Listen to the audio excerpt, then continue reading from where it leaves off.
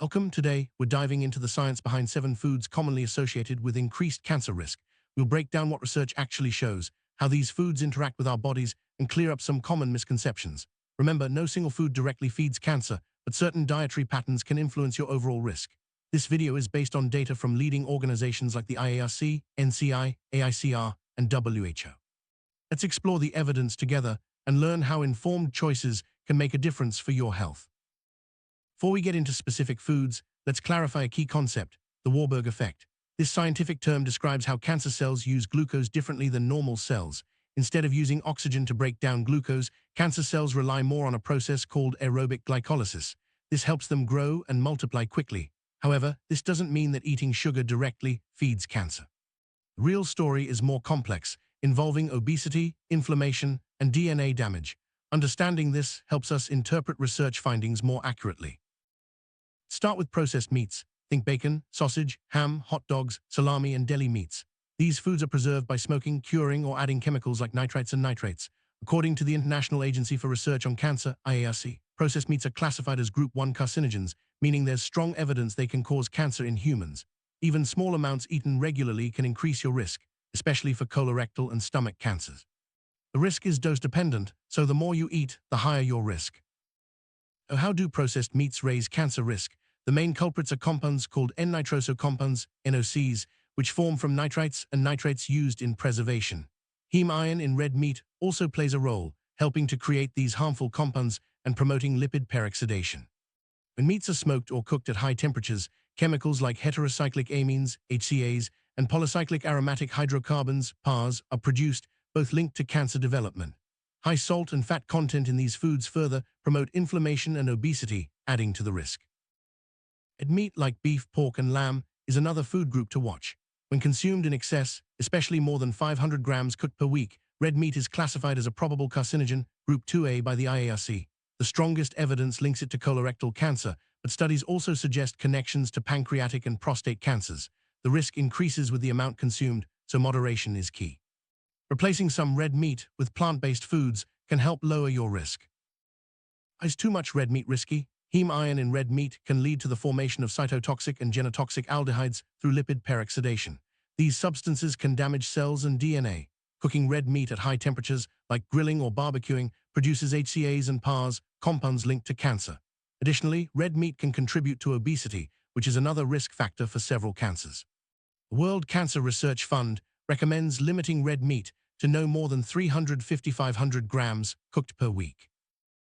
Alcoholic beverages, including beer, wine, and spirits, have been recognized as carcinogens for over 30 years. The IARC has found a clear causal link between alcohol and cancers of the mouth, throat, esophagus, liver, colon, rectum, and breast in women. Alcohol is responsible for about 5.8% of all cancer deaths worldwide. The risk increases with the amount consumed, and there is no safe threshold for cancer risk. Combining alcohol with tobacco further multiplies the danger.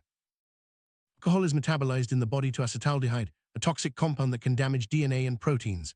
This process also generates reactive oxygen species, ROS, which further harm cells. Alcohol interferes with folate metabolism and DNA repair and increases estrogen levels, which may explain its link to breast cancer. Some people have genetic differences that make them more susceptible to these effects. The bottom line, the more alcohol you drink, the higher your cancer risk. Sweetened beverages, like sodas, energy drinks, and sweetened teas, aren't directly classified as carcinogens. However, they contribute to obesity, insulin resistance, and chronic inflammation, all of which are linked to higher cancer risk. The idea that sugar feeds cancer is a simplification of the Warburg effect. While cancer cells do use more glucose, eliminating sugar from your diet won't cure cancer. The real concern is excess calories and weight gain. What's the real link between sugar and cancer? Chronic high sugar intake can lead to hyperinsulinemia, where your body produces too much insulin. This, in turn, activates IGF-1 signaling, which promotes cell growth and proliferation. Fructose, a type of sugar, can also fuel processes that support tumor growth. But remember, all cells need glucose, not just cancer cells. The key is to limit added sugars to less than 10% of your daily calories and focus on overall metabolic health. Ultra-processed foods, UPFs, include items like chips, French fries, instant noodles, packaged snacks, sodas, and sweetened cereals. These foods are often high in added sugar, salt, unhealthy fats, and contain additives. Large studies have found that increasing UPF intake by just 10% can raise your overall cancer risk by more than 10%. The evidence is strongest for colorectal cancer, but other types may also be affected. The risk comes from the overall pattern, not any single food. Ultra-processed foods are risky for several reasons. They often contain acrylamide, a chemical formed when starchy foods are cooked at high temperatures. Acrylamide is a probable carcinogen. UPFs are also high in trans fats, which promote inflammation and insulin resistance. These foods are energy-dense, but low in fiber and phytonutrients, displacing healthier options in your diet. Advanced glycation in products from deep frying add to the risk. The takeaway: limit UPFs and choose whole foods when possible. Fried foods, especially those high in trans fats, are a common part of many diets. Think French fries, fried chicken, and packaged snacks. Trans fats are created during the industrial processing of oils and are linked to systemic inflammation and insulin resistance. These conditions can set the stage for cancer development. Acrylamide formed during frying is another concern. While occasional indulgence is unlikely to cause harm, regular consumption can increase your risk over time. Preserved, pickled, and smoked foods, like salted fish, pickles, soy sauce-heavy dishes, and smoked meats, are staples in many cultures. However, high intake of these foods is linked to increased stomach and nasopharyngeal cancer risk, especially in East Asia. The main issue is that high salt damages the stomach lining and promotes the growth of harmful bacteria like H. pylori. Compounds formed during preservation and smoking, such as N-nitrosamines and PARs, also contribute to cancer risk. Cancer risk from salt-preserved foods comes from several mechanisms. High salt intake damages the gastric mucosa, making it easier for carcinogens to enter cells. It also enhances colonization by H. pylori, a bacteria linked to stomach cancer. Nitrates and nitrites in these foods can form N-nitroso compounds in the acidic environment of the stomach. Smoking adds PARs, which are also carcinogenic. The World Health Organization recommends keeping salt intake below 5 grams per day. Smoked foods such as smoked meats and fish are popular for their flavor but come with added risks. The smoking process introduces polycyclic aromatic hydrocarbons PARs, which are known carcinogens. These compounds can damage DNA and increase cancer risk, particularly in the digestive tract. Combining smoking with high salt preservation, as seen in some traditional foods, further amplifies the danger. Moderation and variety in your diet are important for reducing risk. Aflatoxin is a toxin produced by certain molds that can contaminate peanuts, corn, and other grains, especially when stored improperly. It's a potent carcinogen, strongly linked to liver cancer. Heavily charred meats also contain harmful compounds like heterocyclic amines, HCAs, which can damage DNA. Regulatory agencies set strict limits for aflatoxin in foods, but it's still important to avoid visibly moldy grains and nuts. Proper storage and cooking methods can help reduce your risk. Aflatoxin B1 is metabolized in the liver to a compound that binds directly to DNA, causing mutations in the TP53 gene. This mutation is a key driver of hepatocellular carcinoma, a type of liver cancer. The risk is even higher for people with hepatitis B infection. Regulatory limits for aflatoxin vary by country, but keeping humidity below 70% and avoiding moldy foods are practical steps for prevention. Marinating and cooking meats at lower temperatures can also reduce the formation of HCAs. Let's recap with a summary table. Processed meats are Group 1 carcinogens, mainly linked to colorectal and stomach cancers. Red meat, when eaten in excess, is a probable carcinogen. Alcohol is linked to 7 cancer sites and accounts for nearly 6% of cancer deaths globally. Sugar-sweetened beverages and ultra-processed foods increase risk indirectly through obesity and inflammation. Salt-preserved and smoked foods are linked to stomach and nasopharyngeal cancers, while aflatoxin and charred foods are potent risks for liver and oral cancers. Processed meat is in the same IARC category as tobacco for the strength of evidence, though not for the magnitude of risk. Eating just 50 grams of processed meat per day increases colorectal cancer risk by 18%. The risk is dose-dependent, so even small reductions can make a difference. The World Cancer Research Fund provides strong evidence for this link, emphasizing the importance of limiting processed meat in your diet. Red meat is classified as a probable carcinogen with the strongest evidence for colorectal cancer. The risk is dose-dependent, meaning the more you eat, the higher your risk. The World Cancer Research Fund recommends limiting red meat to 3 portions per week, or about 350-500 grams cooked weight. Replacing some red meat with fiber-rich foods like fruits, vegetables, and whole grains can help reduce your overall cancer risk. Alcohol is a Group 1 carcinogen with a clear link to cancers of the mouth, throat, esophagus, liver, colon, rectum, and breast. About 5.8% of all cancer deaths worldwide are attributed to alcohol. The risk increases with the amount consumed, and there is no safe threshold. Combining alcohol with tobacco use multiplies the risk, especially for cancers of the upper digestive tract. Sugar-sweetened beverages are not directly classified as carcinogens, but they contribute to obesity, which is linked to 13 types of cancer. The World Cancer Research Fund recommends limiting added sugars to less than 10% of your daily calories. There is no evidence that eliminating sugar cures cancer, but maintaining a healthy weight and metabolic health is crucial for reducing risk. Ultra-processed foods are associated with a 10–12% increase in total cancer risk for every 10% increase in UPF intake.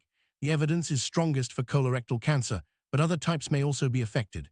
These foods are high in acrylamide, trans fats, and low in fiber, making them less healthy choices. The risk is driven by overall dietary patterns, not any single food item. Preserved foods, especially Cantonese-style salted fish, are classified as Group 1 carcinogens for nasopharyngeal cancer. High salt intake is also linked to stomach cancer, particularly in East Asia. The World Health Organization recommends keeping salt intake below 5 grams per day to reduce risk. Choosing fresh or lightly processed foods can help you stay within this limit. Aflatoxin B1 is a potent carcinogen, especially for liver cancer. Regulatory limits for aflatoxin in foods range from 2 to 20 parts per billion, depending on the country. Heavily charred meats contain HCAs, which can damage DNA and increase cancer risk. Proper storage of grains and nuts, as well as marinating and cooking meats at lower temperatures, can help reduce exposure to these harmful compounds. Obesity is a common thread linking many of these foods to cancer risk. Excess body fat increases inflammation, alters hormone levels, and can promote the development of 13 different types of cancer, including those of the esophagus, colorectum, breast, postmenopausal, endometrium, and kidney. Maintaining a healthy weight through balanced eating and regular physical activity is one of the most effective ways to lower your cancer risk. Chronic inflammation is another key factor in cancer development. Many of the foods we've discussed, like processed meats, fried foods, and ultra-processed snacks, promote inflammation in the body. This ongoing inflammatory state can damage cells and DNA, setting the stage for cancer. Choosing anti-inflammatory foods, such as fruits, vegetables, and whole grains, can help protect your health. Ultimately, many cancer-causing foods do their damage by harming DNA. Compounds like N-nitroso compounds, acetaldehyde, acrylamide, and HCAs can all cause mutations that lead to cancer. Protecting your DNA means making smart choices about what you eat and how you prepare your food. Simple steps like marinating meats, avoiding heavily charred foods, and choosing fresh ingredients can make a real difference. Not all foods increase cancer risk, some actually help protect you. Diets rich in fiber, fruits, vegetables, and whole grains are consistently linked to lower cancer risk. These foods provide antioxidants, phytonutrients, and fiber, which support healthy digestion and reduce inflammation. Including a variety of colorful plant foods in your meals is a simple and effective way to boost your defenses. Physical activity is another powerful tool for cancer prevention. Regular exercise helps maintain a healthy weight, reduces inflammation, and supports immune function. Studies show that people who are physically active have a lower risk of several types of cancer, including breast, colon, and endometrial cancers. Aim for at least 150 minutes of moderate activity per week for the best protection. Maintaining a healthy weight is one of the most important steps you can take to reduce your cancer risk. Excess body fat increases levels of hormones like estrogen and insulin, which can promote cancer growth. Balancing your calorie intake with physical activity and choosing nutrient-dense foods helps keep your weight in a healthy range. Small, consistent changes add up over time. How you prepare your food can influence cancer risk. Cooking meats at lower temperatures, marinating before grilling, and avoiding charring can reduce the formation of harmful compounds like HCAs and PARs. Steaming, boiling, and baking are safer alternatives to frying or barbecuing. Simple changes in cooking methods can make your meals healthier without sacrificing flavor. Proper food storage is essential for preventing contamination with aflatoxin and other harmful substances. Keep grains and nuts in cool, dry places with humidity below 70%. Discard any foods that show signs of mold. Following food safety guidelines helps protect you and your family from unnecessary risks. Genetics also play a role in how your body responds to certain foods and carcinogens. Some people have genetic variations that make them more susceptible to the effects of alcohol, processed meats, or other risk factors. While you can't change your genes, you can make lifestyle choices that help lower your overall risk. Personalized advice from healthcare professionals can be especially helpful. One of the biggest misconceptions is that sugar directly feeds cancer. While cancer cells do use more glucose, so do all cells in your body. The real issue is excess calorie intake leading to obesity, which increases cancer risk. Eliminating sugar entirely isn't necessary or helpful for most people. Instead, focus on balanced eating and maintaining a healthy weight. Another common misconception is that all red meat is equally risky. The evidence shows that risk increases with the amount consumed, especially when intake exceeds recommended limits. Moderation is important, and choosing lean cuts or plant-based alternatives can help lower your risk. It's not about eliminating red meat entirely, but about making informed choices. Some people believe that moderate alcohol consumption is safe or even beneficial. However, research shows that there is no safe threshold for alcohol when it comes to cancer risk. Even small amounts can increase your risk, especially for certain cancers. If you choose to drink, do so in moderation and be aware of the risks. It's easy to think that all processed foods are equally harmful, but the risk comes from the overall pattern of eating, not any single food. Ultra-processed foods are more concerning due to their additives, high sugar, salt, and unhealthy fats. Focusing on whole, minimally processed foods is a practical way to reduce risk without feeling deprived. So what can you do to lower your cancer risk? Limit processed and red meats, cut back on alcohol, avoid sugary drinks and ultra-processed snacks, and keep salt intake in check. Choose whole grains, fruits, and vegetables as the foundation of your meals. Cook meats safely, store foods properly, and stay active. Small, consistent changes can have a big impact over time. For personalized advice, it's always best to consult healthcare professionals like oncologists or dietitians. They can help you understand your individual risk factors and design a plan that's right for you. Remember, this video is for educational purposes and doesn't replace medical advice. Your health is unique, and expert guidance can make a real difference. All the information in this video is based on peer-reviewed literature and reports from respected organizations like the IARC, NCI, AICR, and WHO. For those interested in learning more, check out the references from studies by Bouvard et al., Connor J. Fiolet et al., and others. Staying informed with reliable sources is key to making healthy choices. Sum up, certain foods are linked to increased cancer risk, but it's your overall dietary pattern and lifestyle that matter most. Focus on limiting processed and red meats, alcohol, sugary drinks, and ultra-processed foods. Prioritize fiber-rich, plant-based foods, stay active, and maintain a healthy weight. Small, sustainable changes can help protect your health for the long term. Cancer risk is influenced by many factors, including genetics, environment, and lifestyle. While you can't control everything, making informed choices about what you eat and how you live can significantly lower your risk. Remember, no single food causes or prevents cancer on its own. It's the big picture that counts. Stay curious, stay informed, and take care of your health. Thank you for joining us on this deep dive into the science of food and cancer risk. We hope you found this information helpful and empowering. Remember, small steps toward healthier eating and living can make a big difference over time. Stay healthy, stay informed, and see you in the next video.